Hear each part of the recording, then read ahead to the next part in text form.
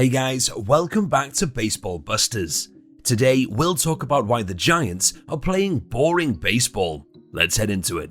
On Friday night, the San Francisco Giants made it to the table 34 times. In each of these plate appearances, they either had a tie or a plate endorsement. In theory, this is the best kind of baseball. Every move mattered. Every board presentation, every ball, every hit, every complete count, every ball in play. The game was in balance with all of them. A caution regarding using heavy equipment should be included in the game. It never seemed as though any of the shots were crucial. Errors, a single to third base, and a 2-out hit cost the Giants 1-0 over the White Sox. Having any of these things happen would have been one of the night's greatest thrills. Instead of happening to the Giants, they occurred because of the Giants. They served as the starting line for the sole nighttime race, which the opposing team managed to score. It's impossible not to draw a conclusion. The Giants of 2022 are a snooze fest. Oracle Park has had its share of dreary moments in the past. Seasons worth waiting for. As a result, there were a number of teams unable to shoot, hit, or both. At some point in the previous season, clubs had already been mathematically eliminated from postseason contention and were considered to be out of options. There's nothing like that about this year's squad though. There is an air of entitlement and selective amnesia attached to comparisons to some of these dreary Giants teams. However, it is palpable, particularly at home. As of Dwayne Cooper's "Rough is on the move" announcement, there have been a number of amazing moments in the months afterwards. The Mets game, the Dodgers sweep, and the Rockies walk-off win are among the most memorable moments in baseball history. But the rest of the season has been a sea of mediocrity. Anecdotal evidence is not enough. According to Baseball Reference, below are all of the high-leverage board appearances during the season. Scroll to the bottom of the page to see how the Giants fared in their previous 3 home series against the Royals, Reds, and Tigers in the late stages and tight games. These are the moments when the stadium is most likely to explode, when people are most likely to be amused, and when people are most likely to be happy they came.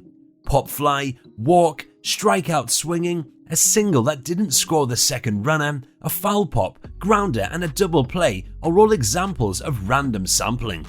A slot machine in Las Vegas with a large display of spinning numbers is my favorite comparison to baseball's slow pace. You may be the one to win it all if you put a coin in that sucker. Although it's not a slot machine, it does have a guaranteed jackpot.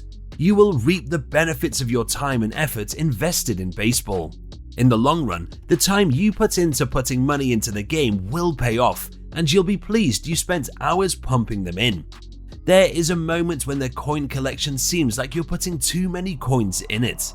In addition, parking in San Francisco requires a lot of space. The Giants have the ability to put up runs on the board. You're aware of it. Of course they do. 7 games this season, they have yielded double-digit totals, more than either the 2012 or 2014 club had in a whole season. It's unlikely that the Giants will top the standings if they don't improve, but they've never had a lineup that was below average or average despite a variety of ailments.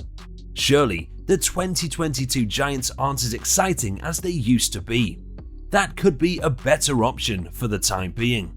Placing an important hitter on the platoon is a good idea. Smart teams are rewarded when things go well. It becomes boring when something repeatedly fails to function. It's boring for the time being, but it's dull all the same.